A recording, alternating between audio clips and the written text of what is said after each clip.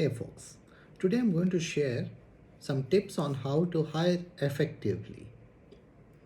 The first thing to note is that hiring takes a year. If you say today I'm going to hire for this role, it'll be a year before the person is productive because it takes a quarter or two to find the right people.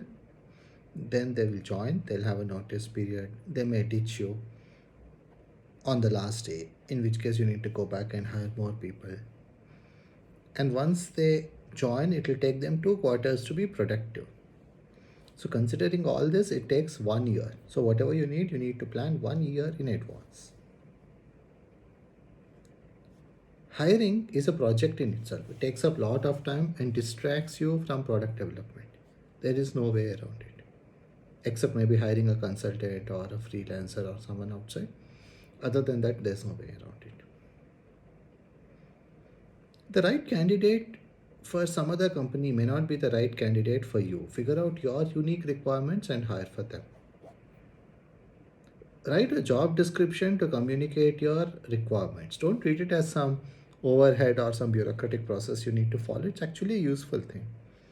It will give you the clarity on what you mean by, let's say, a backend engineer, because different people imagine different things.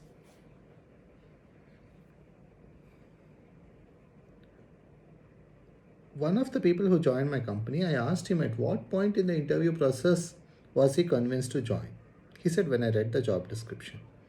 Because he said, it communicated to me that you have a clear idea of what you want, and I want to work with such people. So it is worth it.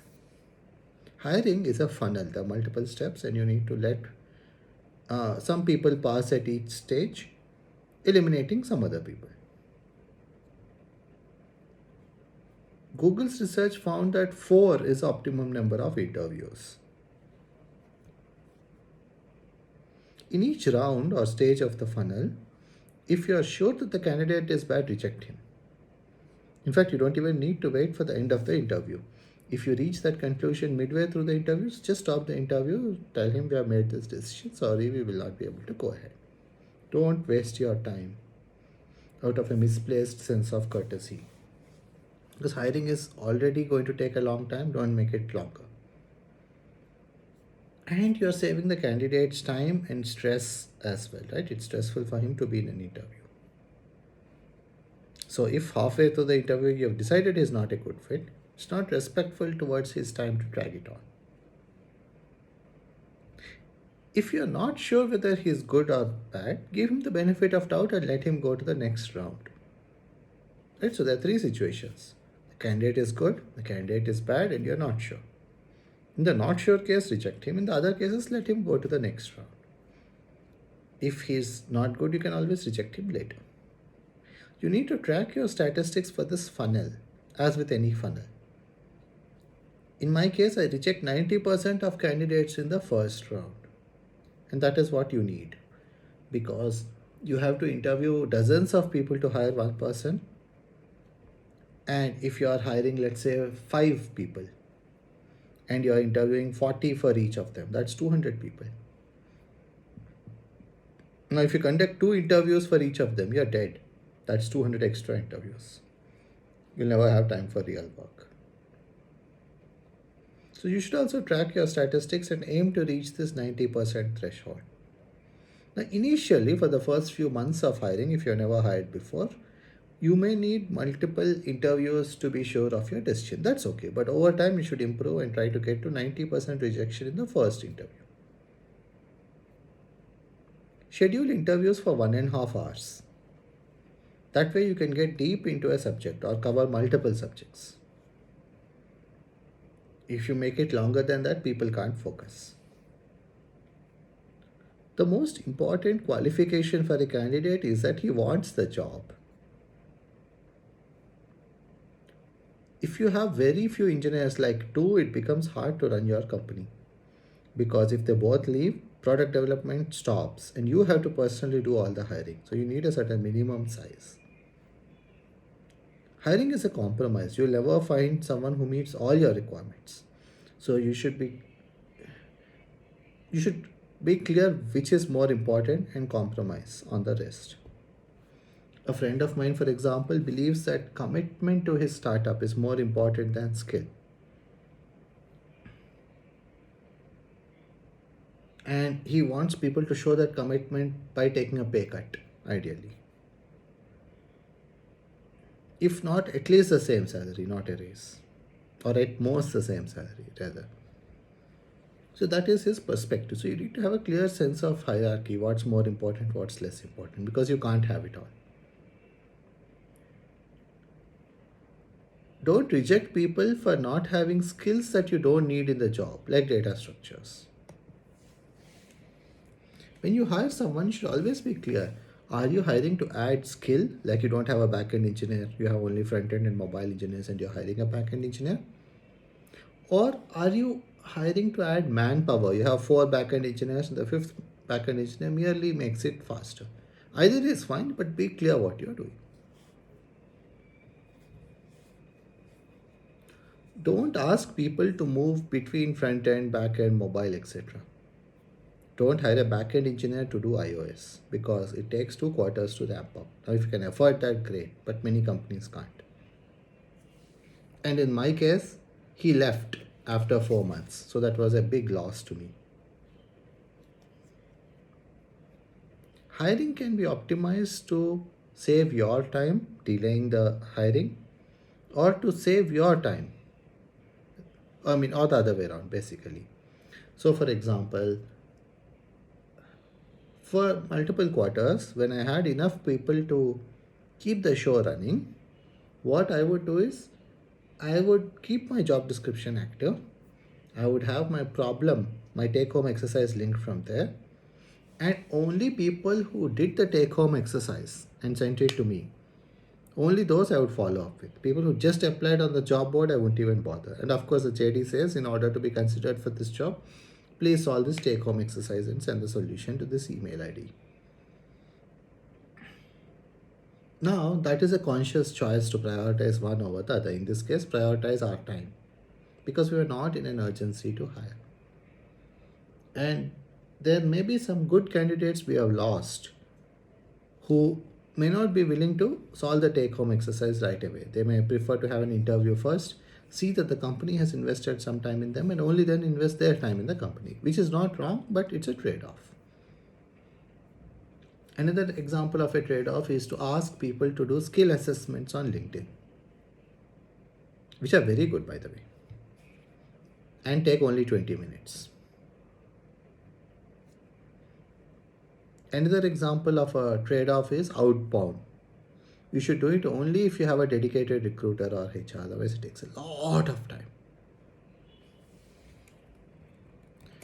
Before you do any interviews, list out the areas required for an engineer. So, for example, if you're hiring a backend engineer, list out what all areas are needed for someone to qualify as a backend engineer, in your opinion. The areas I check are coding, first. Second, knowledge of a stack, be it backend or front end or mobile. Third, good knowledge of any programming language. Growth potential. Design.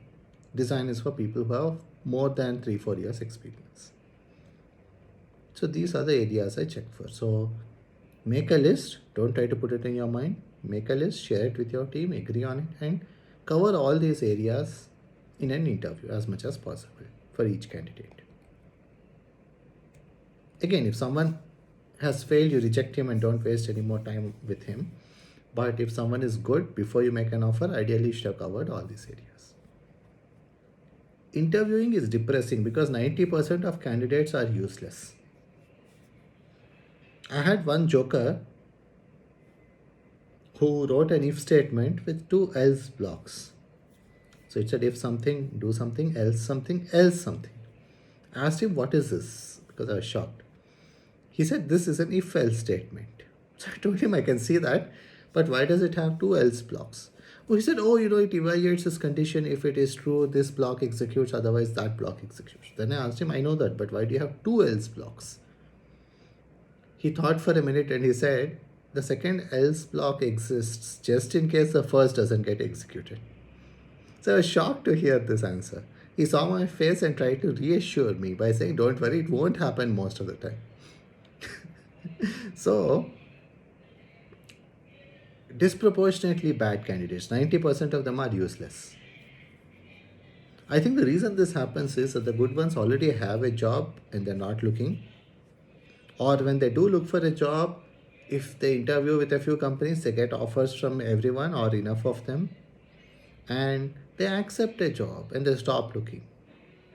Whereas the bad ones keep getting rejected and bouncing around from one company to another company to another company, wasting every company's time. And as an interviewer, it's disheartening.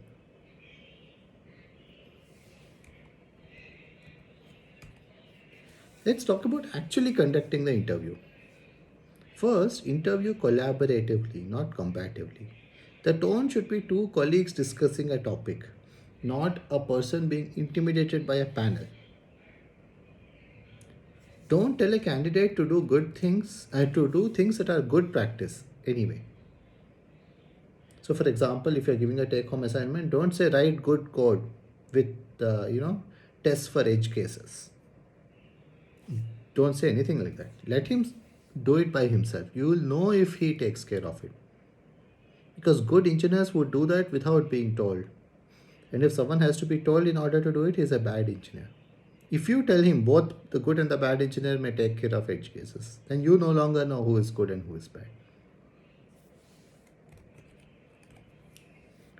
Sometimes candidates give a bad answer in an interview. That might be because he feels he has to answer quickly. Give him plenty of time. The first time I hear a wrong answer, I say, when I ask a question, you can take as much time as you want to answer it. There's no penalty for that. But there's a penalty for giving a wrong answer. Set the expectation to the candidate. Tell him how you are conducting the interview. Be extra polite to the candidate because you are in a position of power over him. So even things that seem small to you may be misinterpreted as being rude because of the power dynamic. Begin by introducing yourself and then the company. That's basic courtesy. Most of the time it goes waste because the candidate is useless, but still we have to follow courtesy, right? So you don't say, "Hey, good morning. Now tell me if an array has this and this, what happens," right? No, you say, "Hey, I'm so and so. This is what I've done in the past, etc., etc. Now I'm working here. Now in this company, this is what we do, etc." Then get to the questions. Before you ask your questions, ask if the candidate has any questions because you don't want to dominate the interview. Again, the tone should be two colleagues discussing a topic. So give him plenty of time. Any topic he wants to discuss, any experience from his prior work he wants to discuss, his philosophy regarding something he wants to discuss. Be open to that. Don't have a very strict agenda and say, okay, now in this interview we need to cover this, and rush blindly. And you can judge people by the questions they ask and the ensuing discussion. So that's also good. Before the interview, go through the CV and note down questions to ask. So if someone has worked on, let's say, both Django and Java Spring Boot, ask him which one he would use for his next project and why.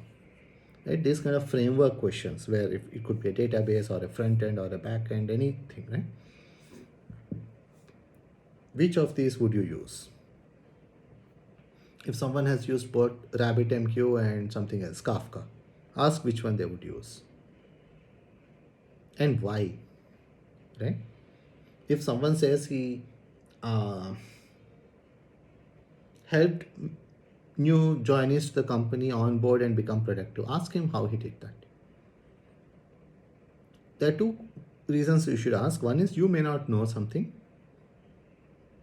If someone has worked with Oracle and Microsoft SQL Server, you may not have worked with those. So asking which of the two he would use may teach you something about these two databases. So that's a good thing, even interviewing aside. And of course, you'll learn something about him and his thinking process when he answers.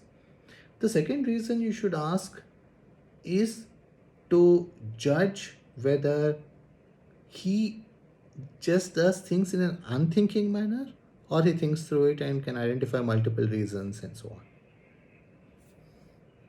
A significant fraction of people you hire won't work out anyway. One of my employees left for health reasons.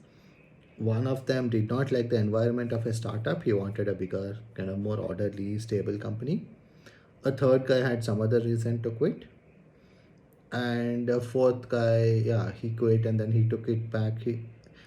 And then after a quarter, I had to let him go. So a significant portion of people you hire won't work out anyway. After all this effort you put in into interviewing, so you should have realistic expectations. I made some more videos about hiring. I have a playlist which I link to in the description, which you can watch if you want to learn more about this topic. And if you'd like me to set up your team for you, there's a link in the description which goes to my consulting website where you can read about me and my services and content. Thank you.